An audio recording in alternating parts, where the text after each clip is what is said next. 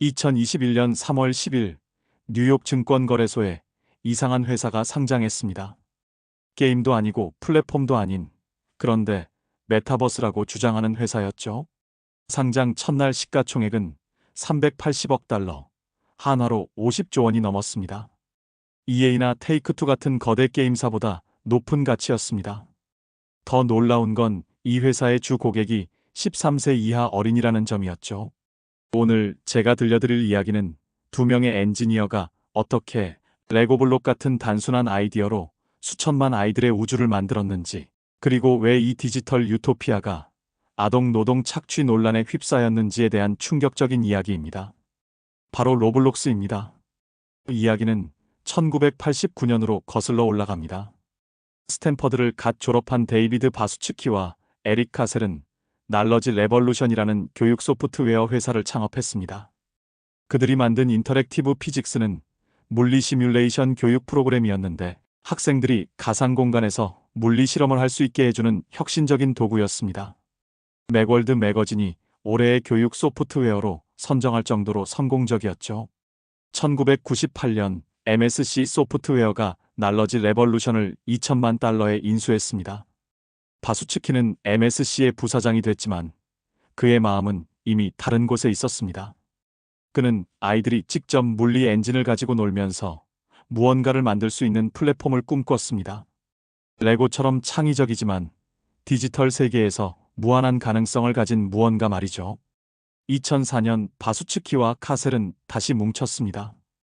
회사 이름은 다이나블록스였는데 다이나믹한 블록이라는 의미였습니다.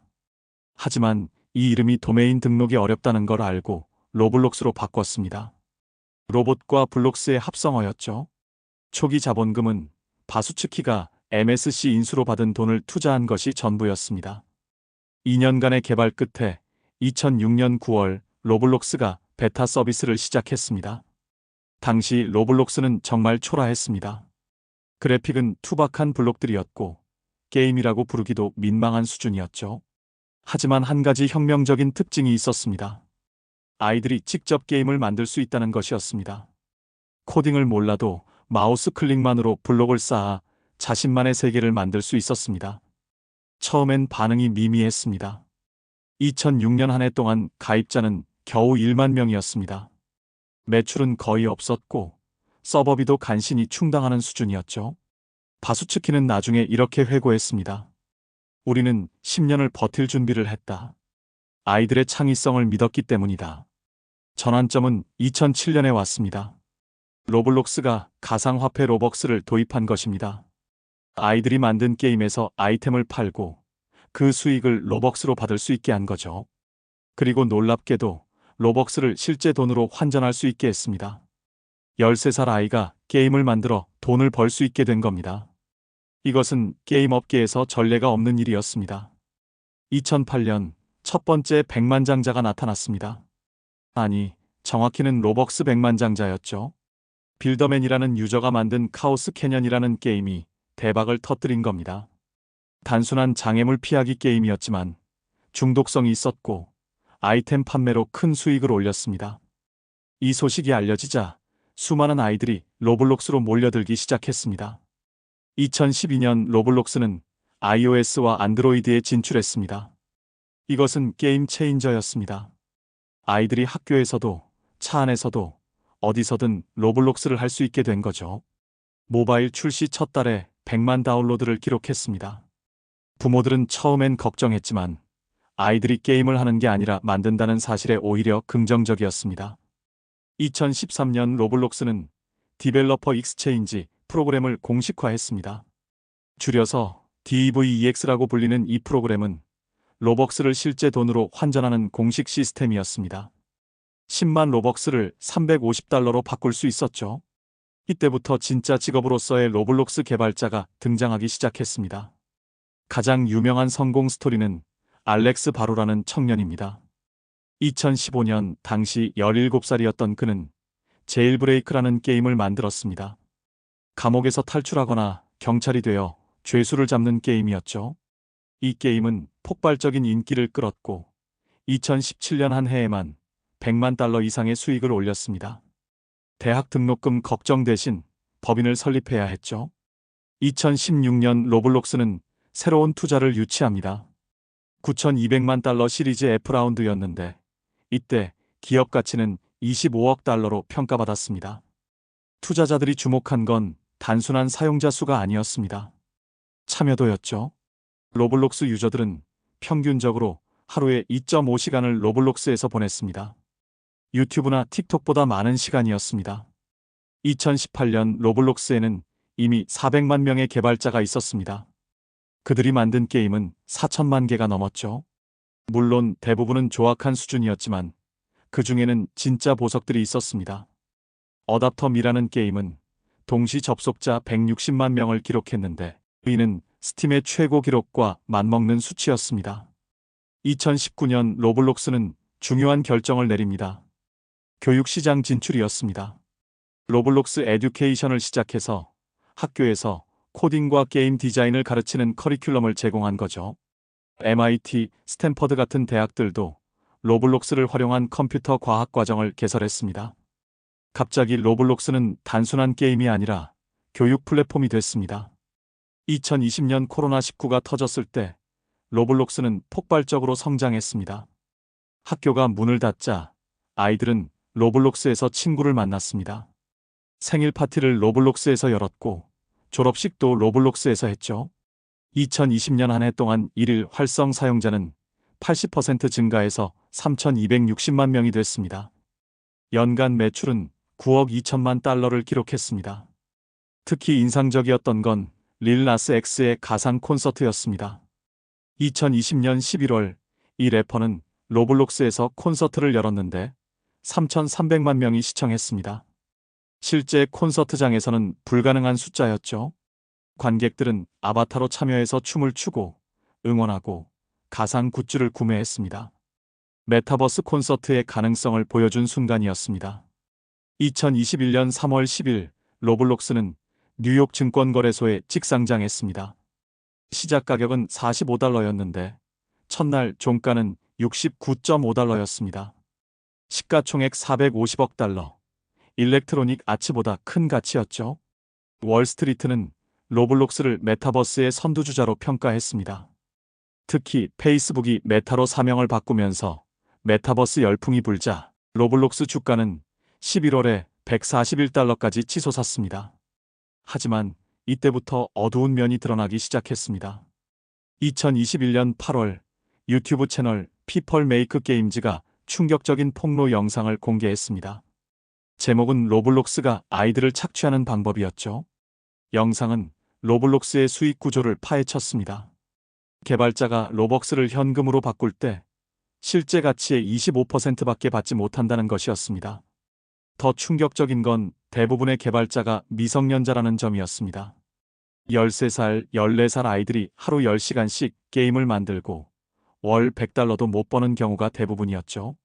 성공한 극소수를 제외하면 대다수가 무급 노동에 가까운 상황이었습니다. 비평가들은 이를 디지털 아동 노동이라고 비난했습니다. 안전 문제도 심각했습니다.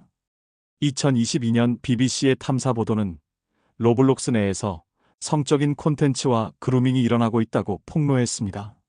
일부 성인들이 아이들에게 접근해서 부적절한 요구를 하는 사례들이 발견된 거죠. 로블록스는 즉시 대응 조치를 취했지만 이미지는 크게 손상됐습니다. 2022년 메타버스 거품이 꺼지면서 로블록스 주가도 폭락했습니다. 141달러에서 22달러까지 84% 하락했습니다. 월스트리트는 로블록스의 성장 둔화를 우려했고 특히 틱톡과 유튜브 쇼츠 같은 쇼폼 콘텐츠에 아이들이 빠져든다는 점을 지적했습니다. 2022년 로블록스는 9억 2,400만 달러 순손실을 기록했습니다. 하지만 로블록스는 포기하지 않았습니다. 2023년 연령층 확대 전략을 발표했습니다. 더 이상 아이들만의 플랫폼이 아니라 모든 연령이 즐기는 메타버스가 되겠다는 거죠. 실제로 17세 이상 사용자 비율이 2020년 35%에서 2023년 58%로 늘어났습니다. 성인들도 로블록스에서 시간을 보내기 시작한 겁니다. 브랜드 파트너십도 확대됐습니다. 구찌, 나이키, 발렌시아가 같은 명품 브랜드들이 로블록스에 가상 매장을 열었습니다. 구찌 가방이 로블록스에서 $4,000에 거래됐는데 실제 구찌 가방보다 비쌌죠. 넷플릭스는 기묘한 이야기 테마 월드를 만들었고 워너브라더스는 원더우먼 게임을 출시했습니다. 2024년의 로블록스는 여전히 인상적입니다. 1일 활성 사용자 7,100만 명, 월간 활성 사용자 2억 5천만 명. 플랫폼에는 500만 명의 활성 개발자가 있고 4천만 개 이상의 게임이 있습니다. 2023년 매출은 $28억 달러를 기록했고 개발자들에게 지급한 금액만 $7억 4,100만 달러였습니다. 가장 성공한 게임들의 수치는 놀랍습니다. 어답터미는 누적 방문자 수 340억 회를 기록했습니다. 브룩헤이번은 동시 접속자 50만 명을 기록했습니다. 이런 게임들의 개발자들은 연간 수백만 달러를 법니다. 일부는 스튜디오를 차리고 직원을 고용해서 본격적인 게임 회사가 됐죠. 로블록스의 기술 혁신도 계속되고 있습니다. 2023년에는 생성형 AI를 도입했습니다. 코드 어시스트라는 기능으로 자연어로 코드를 생성할 수 있게 한 거죠. 빨간색 자동차가 하늘을 나는 게임을 만들어줘라고 말하면 AI가 기본 코드를 짜주는 식입니다. 또한 머티리얼 제너레이터로 텍스트 설명만으로 3D 텍스처를 만들 수 있게 했습니다. 음성 채팅 기능도 혁신적입니다. 스페이셜 보이스라는 기능은 아바타의 거리에 따라 목소리 크기가 달라지는 현실적인 음성 채팅입니다.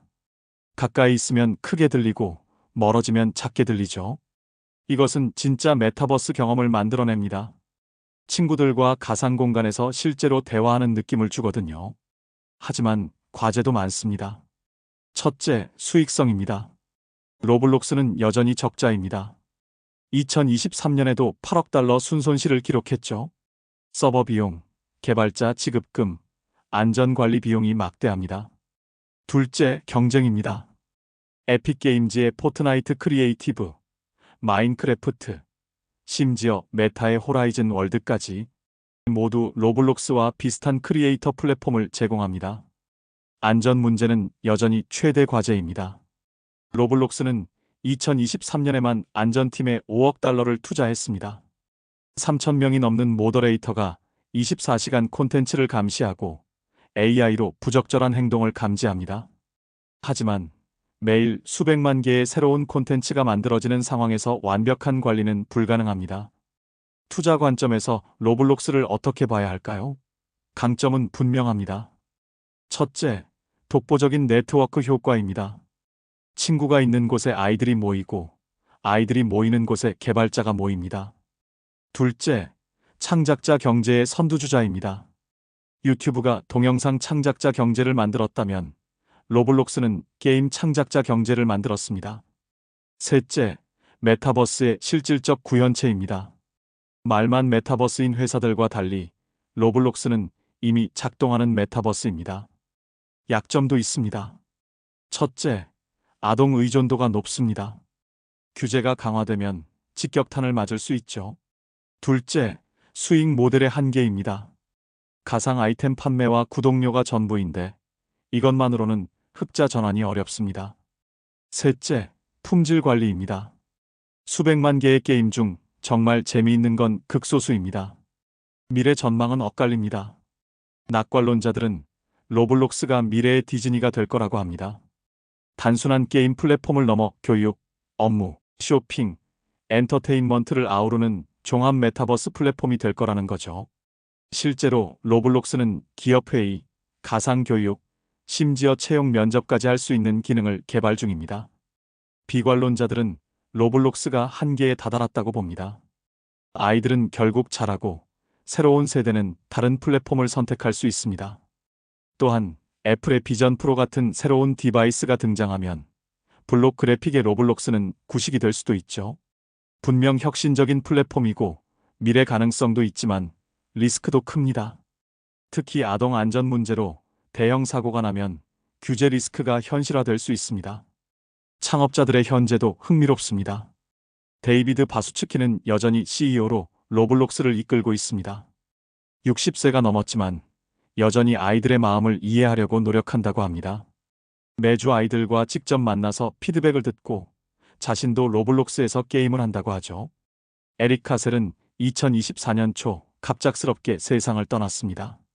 로블록스 커뮤니티 전체가 애도했고 수백만 명이 추모월드를 방문했습니다. 로블록스의 이야기에서 우리가 배울 점은 무엇일까요? 첫째, 사용자가 콘텐츠를 만드는 플랫폼의 힘입니다. 회사가 모든 걸 만드는 것보다 사용자에게 도구를 주고 창작하게 하는 것이 더 강력합니다. 둘째, 어린이 시장의 가능성과 책임입니다. 아이들은 미래의 고객이지만 그들을 보호하는 것은 기업의 의무입니다. 셋째, 장기적 비전의 중요성입니다. 로블록스는 15년 동안 적자를 보면서도 비전을 향해 나아갔습니다. 마지막으로 로블록스가 만든 새로운 직업을 생각해보죠. 16살에 백만장자가 된 개발자들, 로블록스 유튜버로 생계를 유지하는 크리에이터들, 가상 아이템 디자이너, 로블록스 과외 선생님까지. 이것은 새로운 경제 생태계입니다. 논란은 있지만 수백만 명에게 기회를 준 것도 사실입니다. 로블록스는 단순한 게임이 아닙니다. 7,100만 명이 매일 접속하는 가상 세계이고 수백만 명이 창작하는 플랫폼이며 미래 메타버스의 프로토타입입니다. 블록처럼 투박해 보이지만 그 안에는 무한한 가능성이 있습니다. 그것이 바로 로블록스가 여전히 주목받는 이유입니다.